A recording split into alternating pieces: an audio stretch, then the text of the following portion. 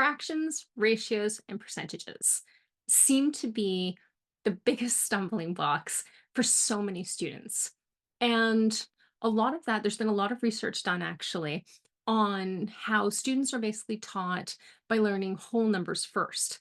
And then they start to think of these fractions and other relationships as parts of whole numbers instead of seeing them as numbers in and of themselves.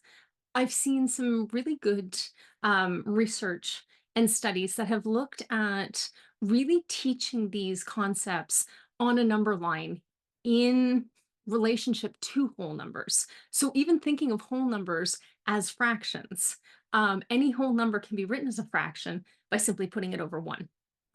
And by looking at those types of things, students can start to develop a bit more understanding of how fractions relate to one another. And then if we start looking at how fractions relate to decimals, then we can start seeing how they relate to percentages. And we can start looking at basically the patterns that start emerging between these different types of numbers.